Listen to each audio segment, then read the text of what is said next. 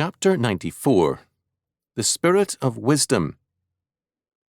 Exodus chapter 28, verses 1 to 5.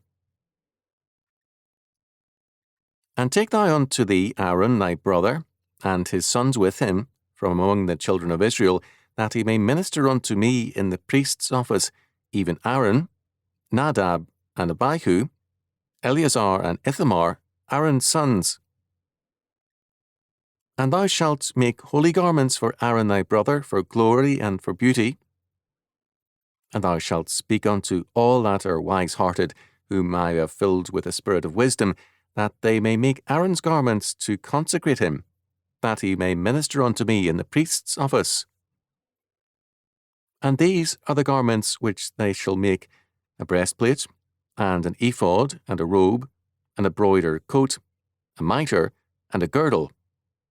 And they shall make holy garments for Aaron thy brother and his sons, that he may minister unto me in the priest's office.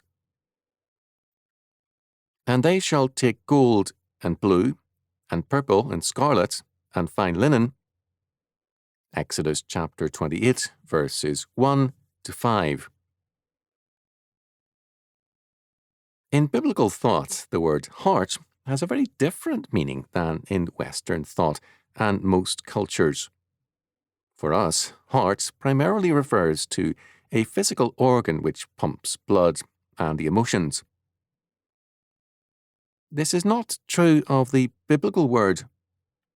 The Hebrew word labe means the center of a man's being. It is inclusive of the intellect and the emotions, but cannot be limited to them. We have absorbed something of the biblical meaning when we speak of the heart of the matter, that is, the core of meaning. This is the meaning of Proverbs chapter 4, verse 23. Keep thy heart with all diligence, for out of it are the issues of life. This doctrine of the heart is a key biblical concept, especially since David Hume, Western thought, has tended to deny that man is more than fleeting sensory impressions. His being has no core or center, and man is a reacting animal rather than a determining creature. This is an essential doctrine, this view of the heart, for an understanding of the Bible. In antiquity, and in much of the world until recently, physical skills in any area, whether in farming, invention, the arts, architecture, or anything else, were the attributes of slaves. To work with one's hands was the mark of a slave or a very poor man. The achievements of Greece, prized by modern man, were mainly slave products, and often they earned freedom for the slave. Israel left Egypt highly skilled because of its bondage there, and Egypt was left greatly impoverished. The fact that the church began very early to build magnificent churches, at first small parish churches, and to fill them with art, was due to this heritage. The same was true of the synagogue. Excavation showed some years back that the Nazareth synagogue in Christ's day was a stone edifice, beautifully adorned with art. Because we are heirs of biblical faith, it is difficult for us to understand the revolutionary character of such verses as Exodus chapter 28, verse 3, which speaks of men who are wise-hearted, whom I have filled with the spirit of wisdom. The word wisdom is again important, kokon in the Hebrew. Our modern view tends to be closer to the Greek meaning than the biblical one.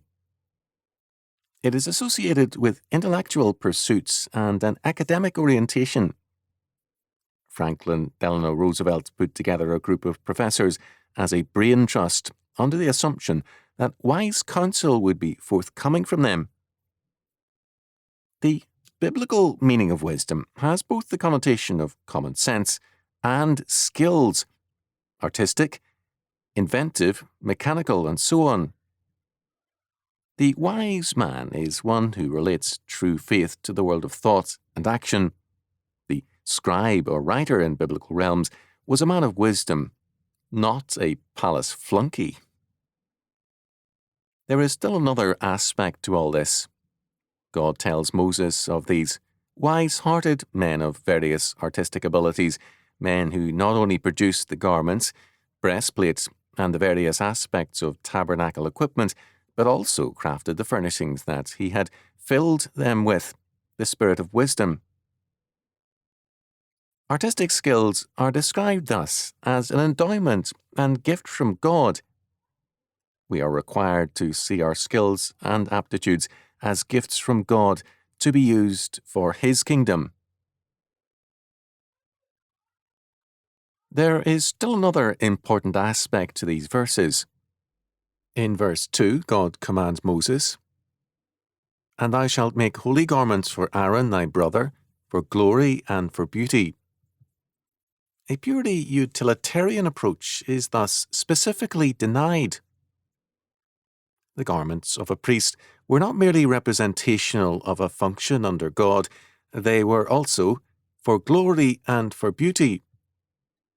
Again, we cannot understand what the early church and the medieval church did apart from such statements. The glory of God was celebrated in the architecture of a church, in its furnishings, and in its art. The Zwinglian view of a bare church, devoid of beauty and of music, was not biblical. It has been a disaster that so many have adopted it. Only by relegating the Old Testament to a status of obsolescence can they do so. The other requirement is beauty. God, who has created so glorious and beautiful a creation, commands those who serve Him to add, by His endowment, to the treasure house of earthly beauty. This is not an option for man.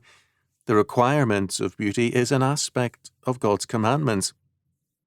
We need to work and pray for the day when Christians will again see their moral responsibility in this sphere. Only a perverse and irresponsible reading of Scripture will neglect this fact. How far such thinking can go is apparent in the commonplace reading of 1 Peter chapter 3, verses 1 to 4. "Likewise, ye wives, be in subjection to your own husbands, that, if any obey not the word, they also may without the word be won by the conversation or behaviour of the wives, while they should behold your chaste conversation coupled with fear, whose adorning let it not be that of outward adorning of plaiting the hair, and of wearing of gold, or of putting on of apparel, but let it be the hidden man of the heart, in that which is not corruptible, even the ornament of a meek and quiet spirit, which is in the sight of God of great price." Much nonsense has been written about these verses. Some generations ago, John Brown of Edinburgh pointed out that the reference to fear means the fear of God, not of one's husband. He also stated bluntly that verse 2 does not forbid attractiveness in hairstyles, nor the wearing of gold, but rather a false trust in them.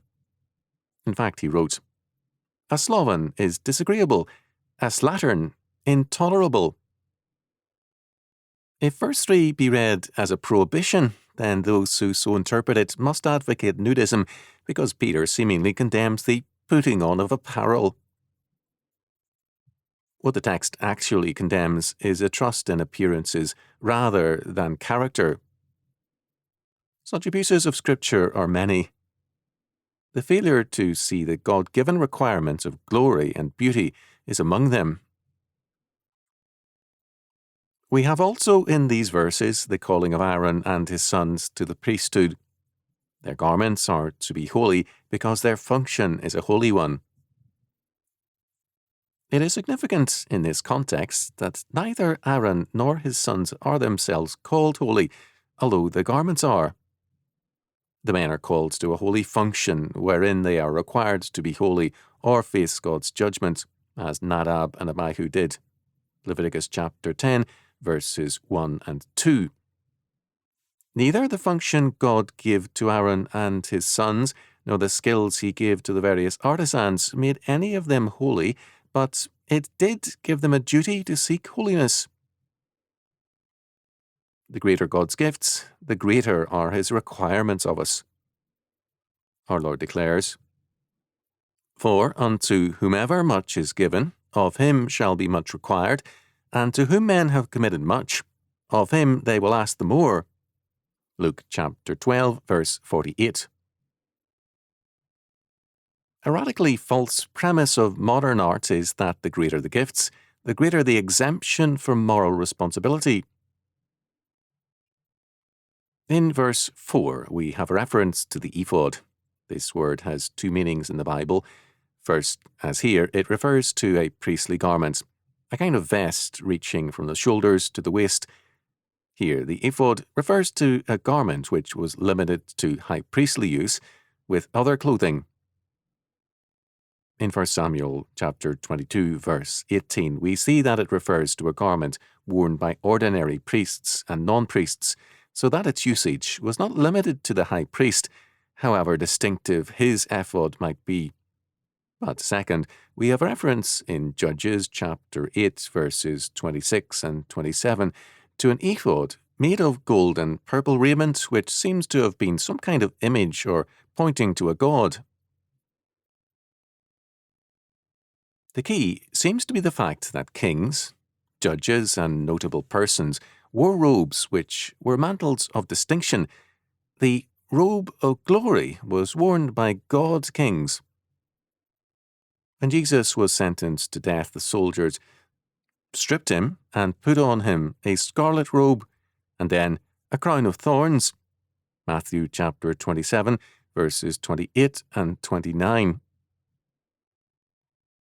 Since he was condemned for his kingship, they mocked him as a pretended king and beat him savagely. The ephod worshipped in Judges chapter 8, verses 26 and 27, Gideon's work, was apparently designed to honor God and to represent his presence and power. It became instead a great evil. The spirit of wisdom and power cannot be localized and confined. No more than being a priest or pastor makes one holy, nor being an artist gives one skills, can God's power and presence be attached to any created thing or place. A final note. People now do not read as carefully as was the case before the era of films, radio, and television.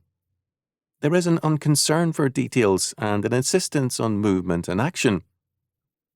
The nuances of meaning and implications are thus lost. Such texts as this were once influential precisely because readers were not racing over the words, but pondered their application to their lives and world. We need such intelligent reading again.